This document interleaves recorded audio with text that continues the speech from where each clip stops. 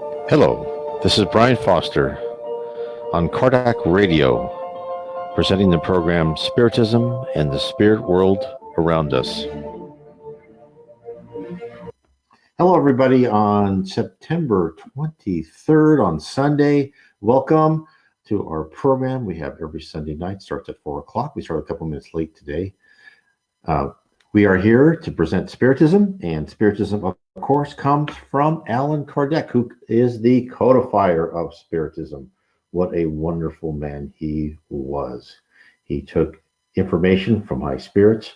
He created a list of questions for mediums throughout Europe. Oh, there's Rosalind. Hello, Rosalind. Welcome to the program. He took information from mediums across Europe. He asked the same question to different mediums. He didn't tell mediums he asked other mediums the same question. And he only codified the book from answers from high spirits if he had the same type of answers from different mediums.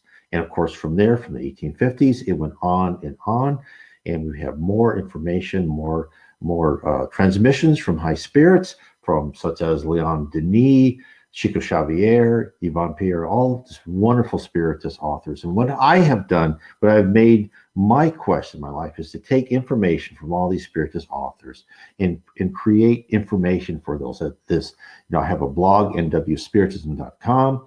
I have a YouTube channel, a BitChute channel, which I recommend everybody to go to my blog at nwspiritism.com and subscribe to that BitChute channel and YouTube channel, where I post videos from here, from my live streaming on Facebook, plus 5 to 10 minute videos on different aspects of Spiritism. Why are we interested in Spiritism? Because Spiritism answers the fundamental questions.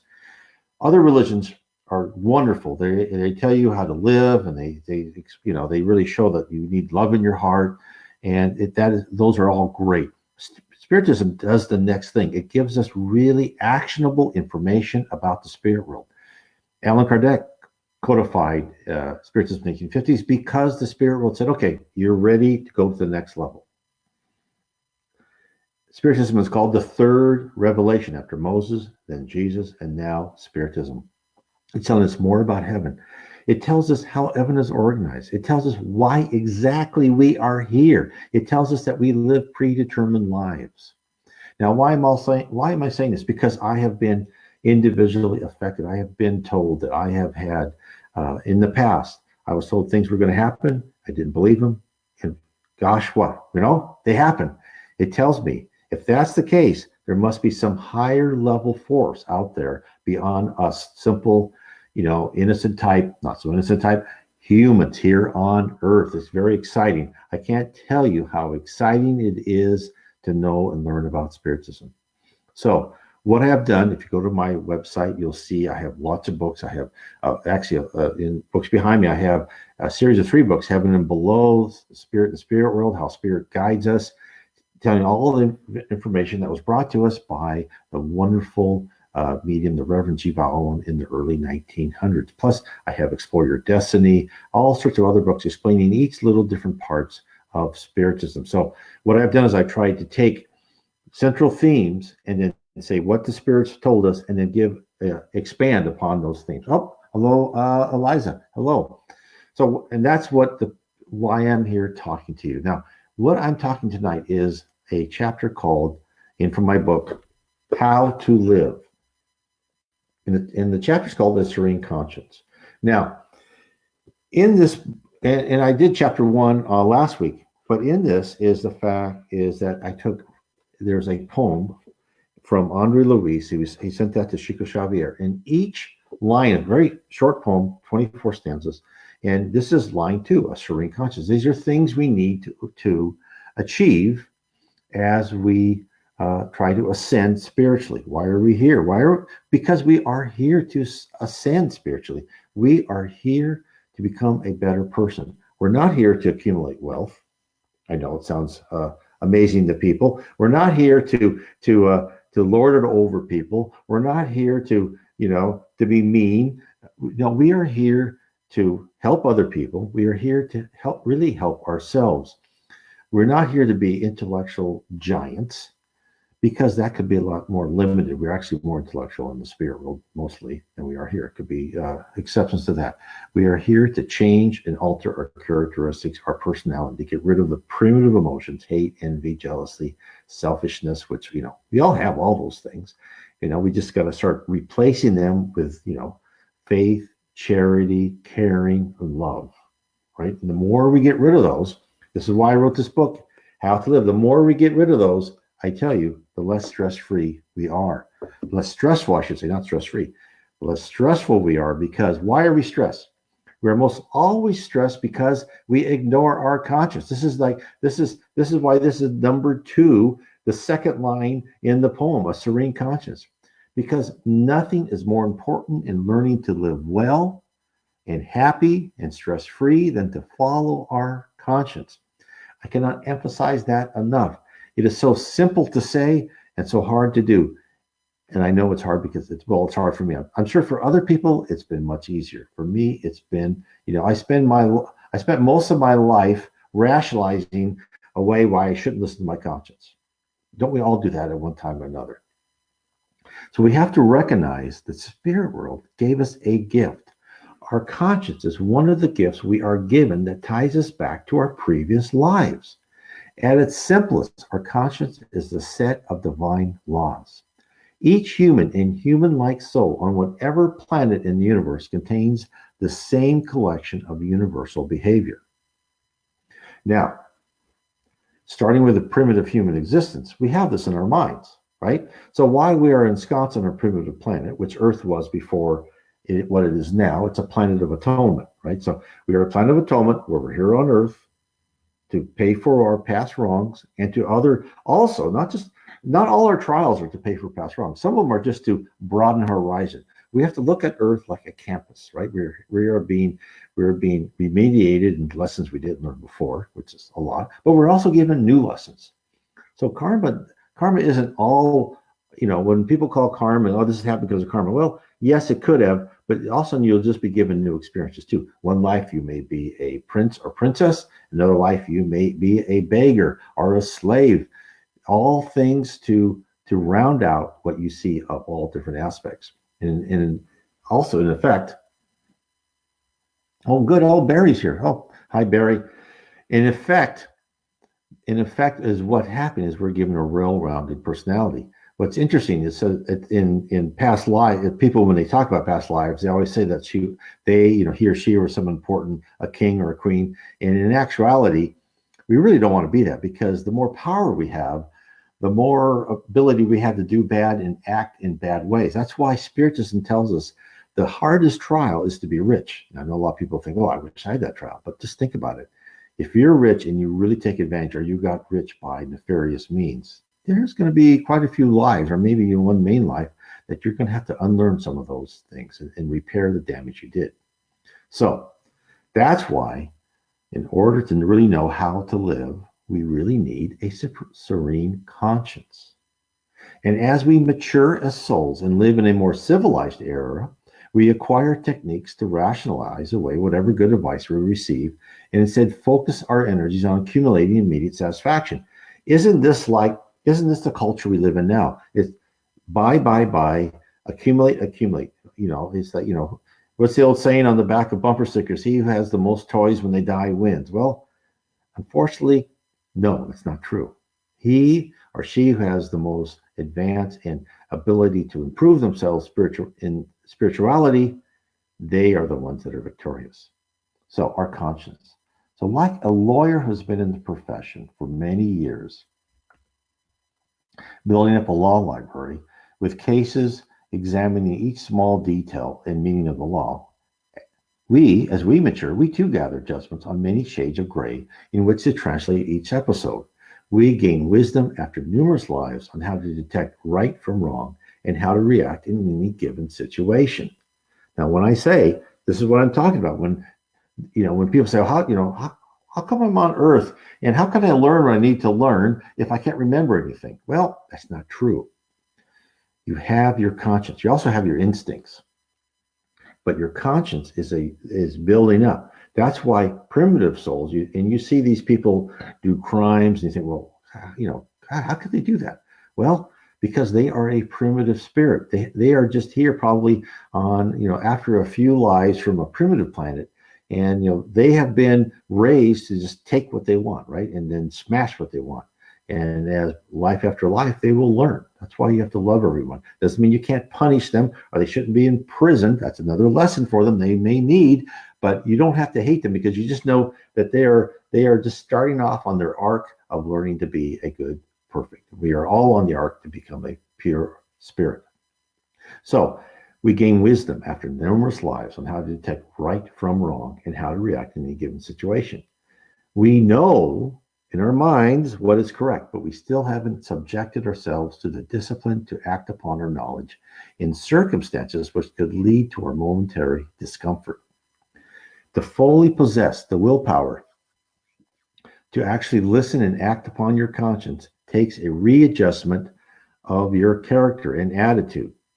In the book, Times of Health and Conscientiousness by the spirit Joanna de Angelis, psychographed by Divaldo Franco, she introduces us to the types of humans in society. Now, this is what she says. She's just, she goes things just so in depth. And the books created by Divaldo Franco, I will not lie to you. They are dense reading. You really have to read them a couple times. And I think this is where it's good in this whole how to live. I've taken a lot of the stuff that I think are pertinent because she is just so smart. It's just amazing. Anyway, so this is what she says about the different types of humans. Careful studies of human behavior has shown that there are 3 biotypes representative of individuals in society. The first biotype can be termed as codependent. It is made up of the conditioned individuals, that is, those who set their goals according to circumstances other than their wishes. They do not experience the personal satisfaction that comes from striving for self-realization.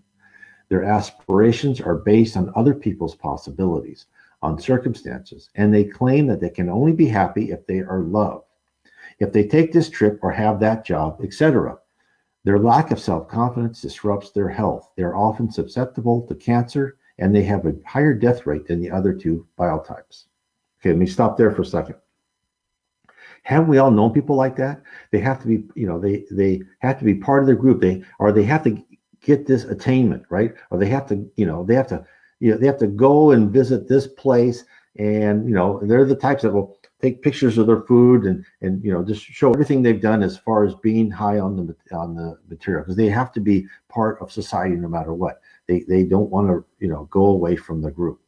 We all know that. We're all part of that too, right? We all have, I think, aspects of any of these 3 in this at any one time. Now, I'll go on with her quote. The second biotype is made up of disgruntled individuals. Those who are angry about life, those who are against it. They are unstable and irritable by nature, self-destructive, and live under the constant constriction of irascibility. They say they feel unfulfilled, and nothing goes right for them. Hence, they take it out on themselves, everyone and everyone else. They are easy prey to nervous disorders that chafe and make them even more miserable, casting them into the dungeons of exaltation, depression, and direct or indirect suicide.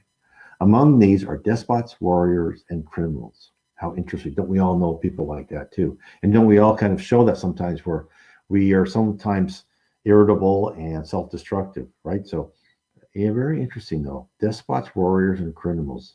How interesting that is.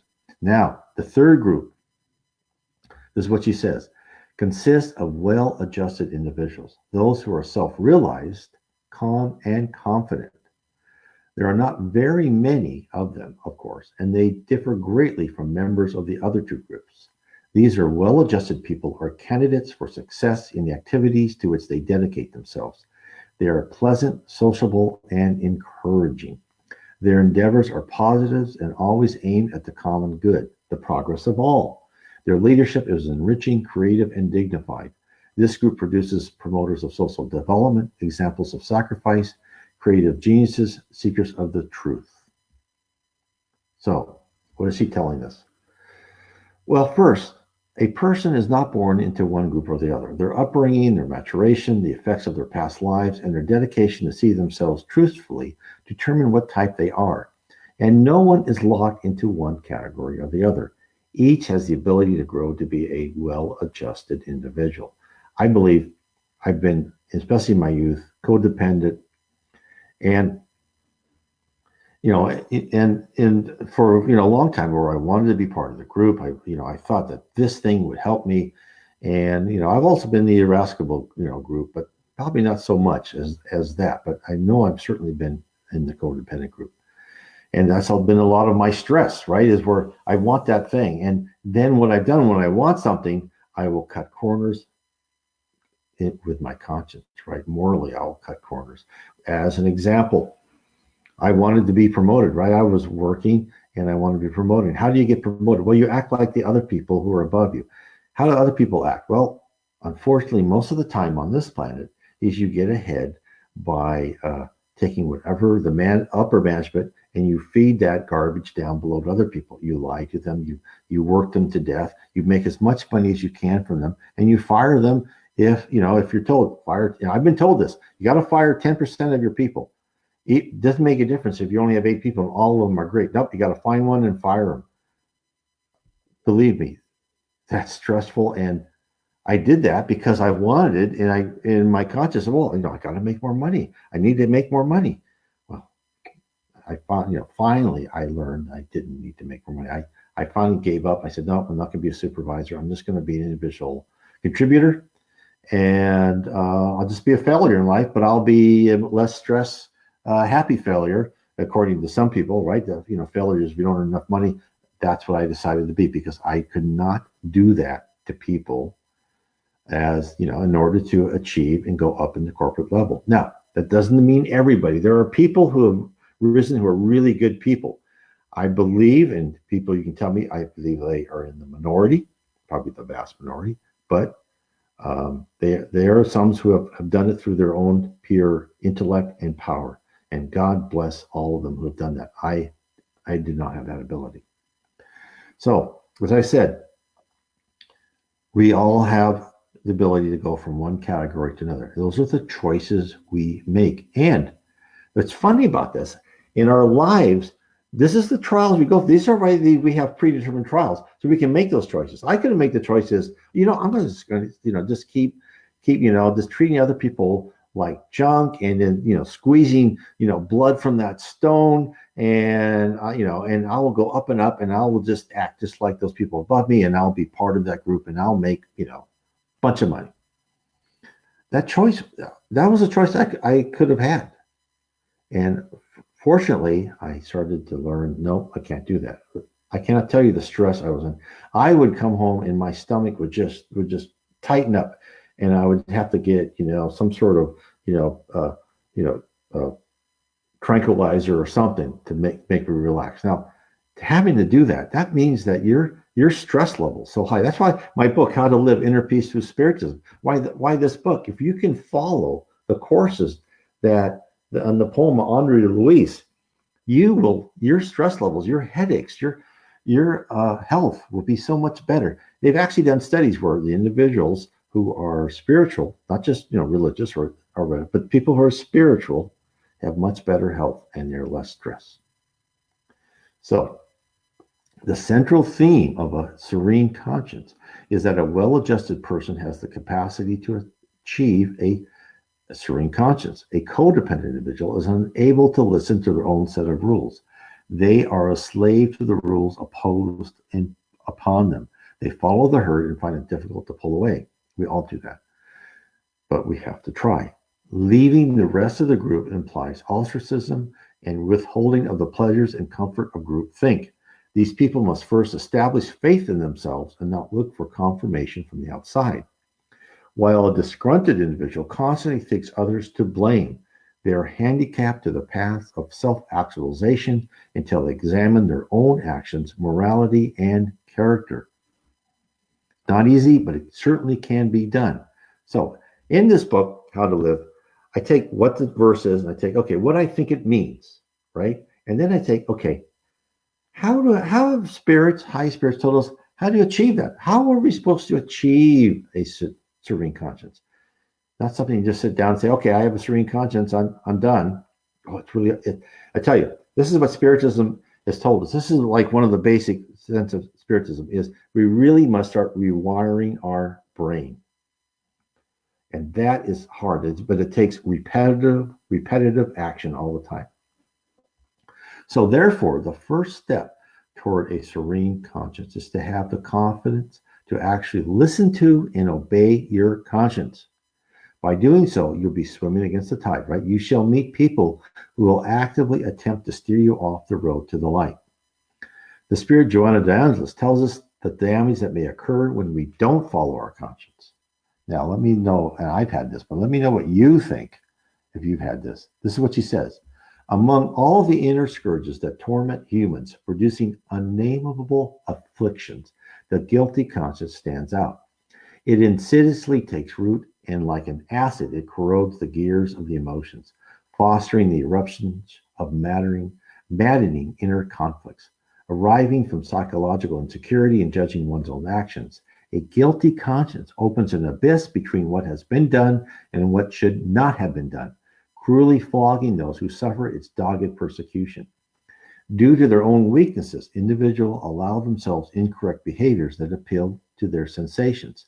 But as soon as they cease, they surrender to self-punitive regret, trying to correct their foolishness and begin immediately assailed by a guilty conscience.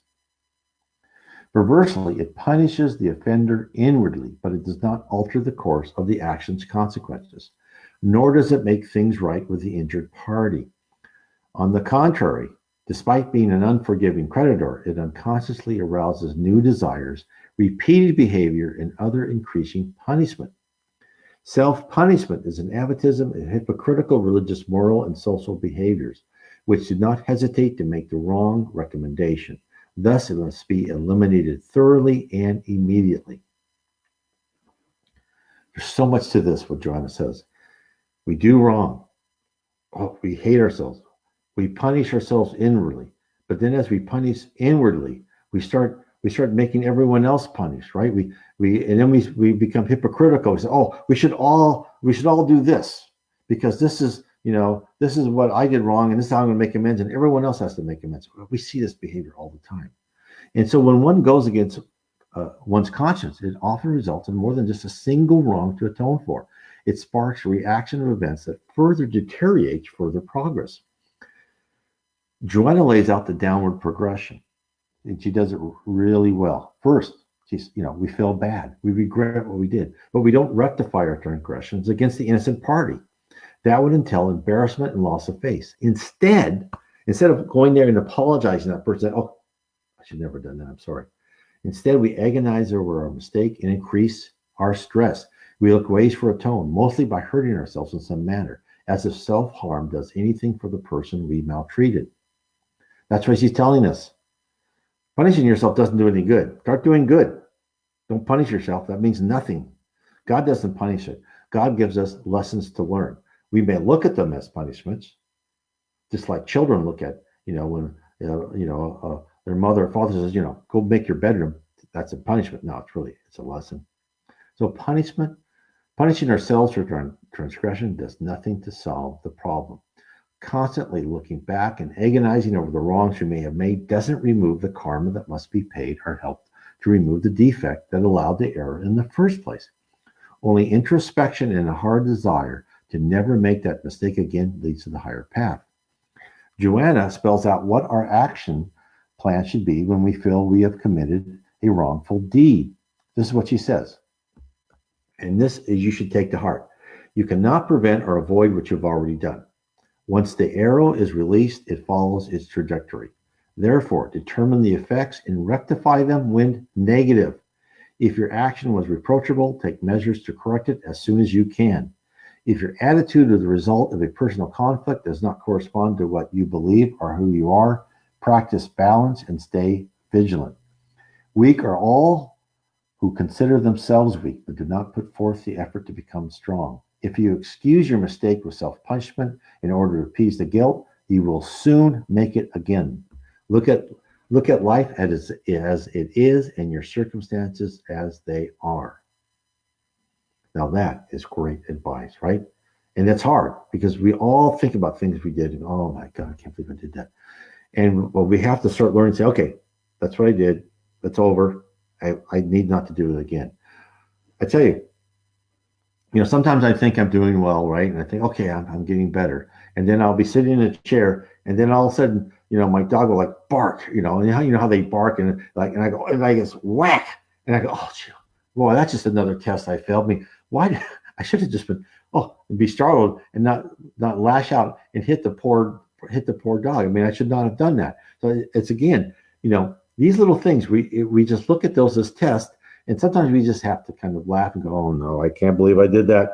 And say, oh, I'll try not to do it again. And I'm better. Now I don't do it, right? I haven't done it for a while. It doesn't mean I won't do it again, but I've gotten better, right? When I'm surprised, right? When I walk to work, and it used to be when I would see, the poor homeless people, I go, oh, God, get that bum. Yeah, idiot.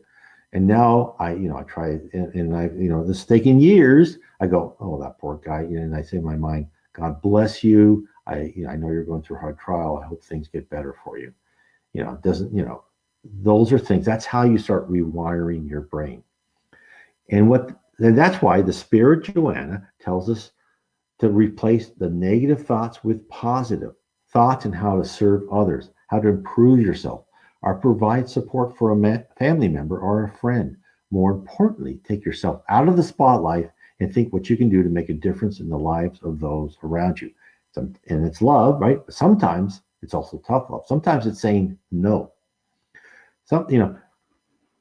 We have this, a cousin of ours, a young boy, like 10 years old, and he wants a bike, and then he comes, his family's poor. That's okay. You can have a bike, but you've got to learn your multiplication and you got to do well at school. And I want to see your report card and I'll buy you a bike. He thought about it. Oh, okay. Then the next day he goes, no, I don't want to do it. I said, okay, you're not getting a bike. Of course, then the next day he goes, well, maybe I will. So, I mean, this is tough, this is tough love. If I just gave him a bike for nothing, what would he learn? He got a bike. All he did is ask for it. He has to learn that studying is important, right? Work is important. So those are things. Sometimes it's tough love. These nurturing emanations from your brain, when you're thinking positive and you're trying to help people, even though sometimes it's tough even for you, serve to ward off others who are looking for validation of their own negative emotions and reinforce wiring your head to look for the light instead of the dark. When trouble occurs, think of others, not yourself. Calmly review the steps to solve the problem with honor and fairness. Whatever the price you pay, afterwards you will feel you have not only survived the episode, but grown because of it. So, serenity. So, what is serenity? Now, we talked about conscience. We talked about what conscience is. Now, let's talk about serenity. And this is what we are told. Serenity is a cornerstone of the moral and spiritual constructs of the human being. Without serenity, accomplishments become very difficult. It results from right conduct and an equitable consciousness, both of which provide a realistic view of events and foster the identification of the goals in a life worthy of the valuable investments of bodily existence. In the frantic pursuit of pleasure, cultural treasures are wasted and are made servants of the lower perturbing passions with negative consequences. The more one enjoys pleasure, the greater the need to experience even more of it in order to renew the sensations that masquerade as emotions. Serenity is a state of concurrence between duty and right, which harmonize for the individual's benefit. Nothing more true.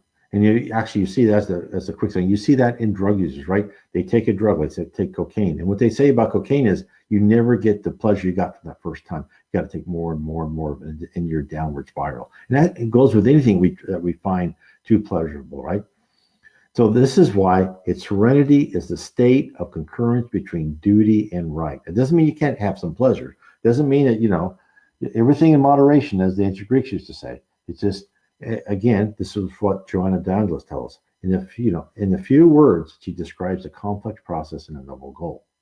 And to fully comprehend the benefits of serenity, we must ask, what is it like to live without serenity? Because sometimes you have to see the negative to know the positive. Well, for that answer, we all know the answer, for we've all lived without it. Unfortunately, most of us live our entire lives submerged in stress and disharmony. Life is a constant flow of looking back in regret and anger, desire for revenge against those who wrong you, and dreaming of escaping your current circumstances. It is a state of hopefulness that things will get better if you can achieve that certain job or object of your desire. It is a feeling of uneasiness interspersed with a few moments of happiness or ecstasy, which are always fleeting. It is never having enough. I read a very revealing study about money. It surveyed what level of wealth people thought would make them secure and happy. The consistent answer was 25% more. It didn't make a difference what level of capital they had or how much money they made. The majority of respondents believed that if they could just get that 25% more, they would achieve their goal. They would be happy. Isn't that interesting? And it's so revealing about us as humans. Living with a desire for material wealth and the unremitting wish to gain more is like the donkey chasing the carrot held over its head with a stick. The poor animal will never get there, and we humans will never reach a state of happiness because that little bit more will always be beyond our grasp. One sees this all the time. How many of us has looked at a successful person who has, according to our desires, plenty of money in the bank? They could leave the career at any time. After all, if we had that kind of money, we would quit tomorrow and retire to a beach house. But would we? Or would we be caught in the same trap? Think. If we suddenly found that pile of riches, our attitude would change, and then we would ratchet up our yearning for that next level of lifestyle. A house on the beach wouldn't suffice. We would need a yacht too, and a crew, of course. That's what the absence of serenity gives you. Once your life is defined by craving for more goods, it is hard to turn it off. It becomes the central theme in your life. Everything you do revolves or intersects with accumulating more. The status of your spiritual state becomes a remote afterthought. There's never any time to devote to other pursuits. So, how do we do this? How do we turn off looking for more? What happens when you end the longing for more and drop your thoughts of righting the wrongs done to you by others? How would you feel if you were content with what you have? How relaxed would you be knowing that you are at peace with all of your colleagues, acquaintances, and family? Most of us would think, I would love it, but certain events must occur and certain people must apologize first. We would love that state, but it must be on our terms. Well, no, it doesn't. It only takes an alteration of your mindset. Spiritism tells us that we are all on this planet to learn. Some of us are more or less mature souls than others. Hence, for a certain portion of the population, they take what they can get and have no immediate regrets. They are immature souls, as I talked about earlier. They steal, they rob, they seek revenge, they plot, they spread misery and chaos wherever they reside. There is a long road of difficult lives ahead for this group. Others are higher in the ladder of controlling themselves, but still lacking internalizing the golden rule. They are trying, they feel guilty when they know they did wrong, but they are unable to resist that temptation to attain their most fervent desires. We've all been there. They have many lives of atonement ahead of them, but they are on the upward arc and they're usually improving little by little in each life. This is good. Knowing this, understanding that we are all learning together and that some can't resist their primitive impulses, and this is vital, comprehending that we too have acted in the like manner or worse in remote past life, provides us with rationale to take pity and forgive all trespasses against us. Just as Jesus told us to ask for forgiveness for our wrongs, we too should forgive as God forgives us the wrong of others. In your new state of forgiveness also comes the knowledge that you don't need to be the vehicle of teaching anyone else the lessons they should learn. This is what's great about forgiveness. Total forgiveness. It doesn't mean, again, as I say, doesn't mean they shouldn't be in prison or you should report them to the police or whatever like that. Or you shouldn't cut them off, right? If someone's making your life miserable, you can forgive them, but it doesn't mean you have to interact with them again. And sometimes the best thing to do is cut them off and not interact with them again, but that you still can forgive them, not hate them. This is so important. The spirit realm will do this for you, knowing that whoever has caused you harm will themselves have to experience what they have done to you. The spirit realm takes care of this, everyone. You don't need to teach someone. You don't need revenge, because everything that you do is watched and recorded by the spirit realm. They will be given the lessons to correct those deficiencies, just as we will be given our lessons to correct our deficiencies. The form and manner may be different, but the event to fully expose the hurt they committed is inescapable. And you need to realize that their act, because either nothing or very little is left to chance against you, was done because of a past action on your part. Therefore, another reason to take pity on the poor soul committing an error that must be paid back, and put in your mind that you yourself would not do the same to anyone else. Be thankful the lesson was delivered. It could be as you know as something as minor as someone cheat you out of $500 or $1,000, or someone was mean to you and said bad things behind your back. Well, unfortunately, most probably, you had done something the same. Usually, the way the spirit world works is the lesson that they give you is a lot easier than what you've done before. Now, they may increase that lesson if you don't learn it, right? So, anyway, so that's something to think about, right? So if someone stole from you and then you go on and say, "Oh, if someone stole from me, I'm going to steal from somebody else," that is really this is going to make your next life. Okay, the lesson is going to be harder for you because evidently you don't learn easy on the easy road. You learn on the hard road, which I'm sure we've all done. And the same can be accomplished in relation to your material standing, right?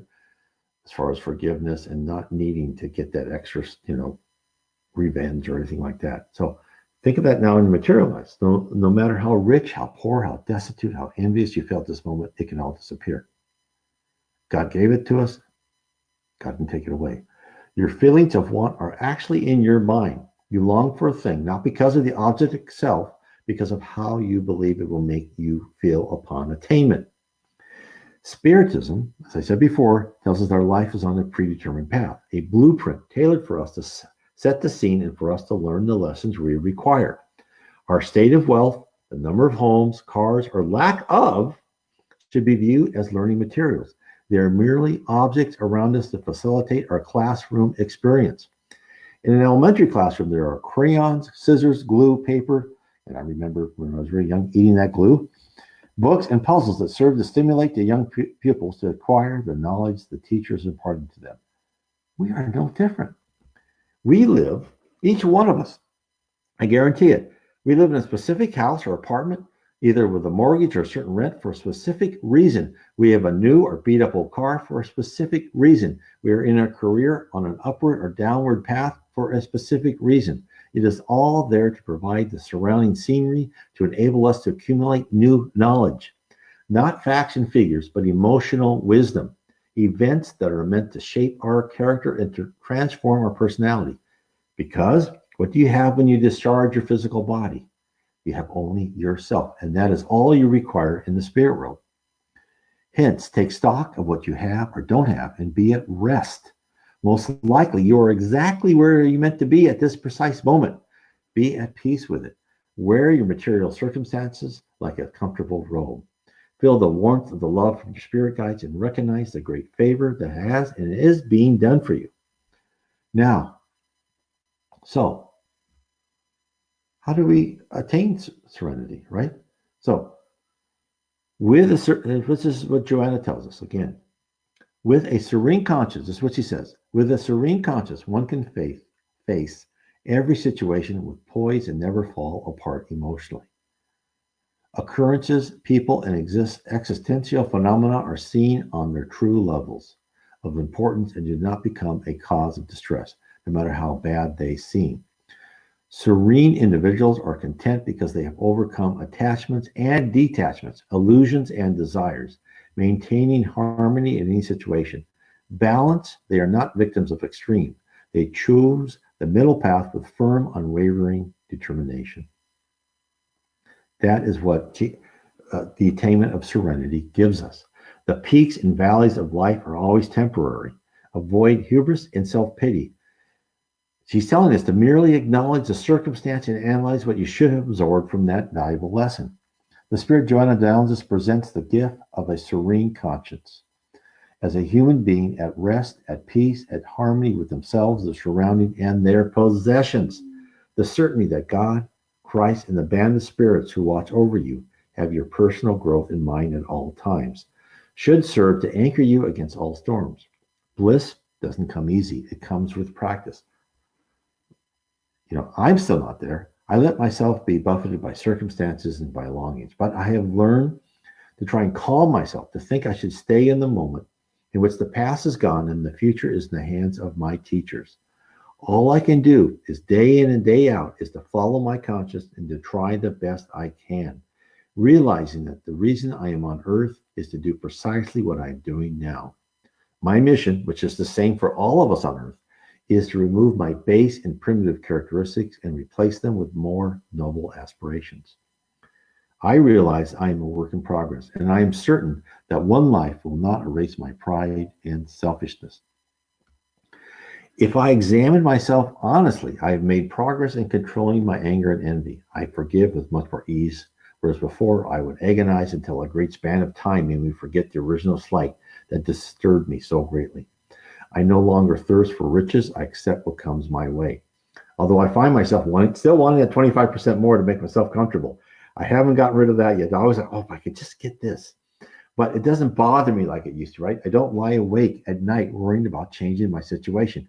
I accept it while striving to better myself. So if rewards do come my way, they'll come at the right time and through my effort. Even beginning the pathway up the trail to a serene conscience has provided me with immense benefits, and I hope I am more pleasant to live with for my family and friends. And I sincerely desire everyone who's listening to me right now to join me in my quest. And I want to thank everyone. God bless everyone. And I want to tell everyone, look, please tell everybody about Kardec Radio, which is you can go to my site, nwspiritism.com. There's a picture of Allan Kardec, and there's that will get you the Spiritist books, I should say. I went to that quick, but there's also links to Kardec Radio. You can load that. You can load that on your Apple or Android device to put in Kardec, again, Kardec, Allan Kardec, Kardec Radio. And you'll find that it's a free app for your phone. You can listen to Kardec Radio 24 hours a day. These programs are all posted there. And then also tell everybody about the Kardec Radio Facebook page. Tell everybody about NW Spiritism. Please share that with people. And in NW Spiritism, again, you can click on Allan Kardec's picture, and it will take you to the EDI CEI bookstore, which has all the books in English from wonderful Spiritist authors. And of course, you can find the books by Allan Kardec also, and by Chico Xavier and Evian Pierre. You can find them on Amazon too, and a lot of them in Kindle also. But the books are actually less on the EDI CI bookstore site than they are at Amazon. They probably sell them so they don't make a profit on them, or very little profit. So I want to thank everyone for coming here again. All this information is in my book, How to Live Inner Peace of Spiritism. Please tell people, share this broadcast on other Facebook pages. Tell people about the BitChute channel and YouTube channel. Come and watch our programs. I'm just putting this information out here, not to cajole you, not to warn you or anything mean, but just to present information for you so that you yourself can achieve inner peace, right? And then in the steps to do that, what we've said before is trust in God and yourself. Last Sunday and this Sunday is a serene conscience. So I want to thank everyone who's been in this program, and God bless all of you. Good night.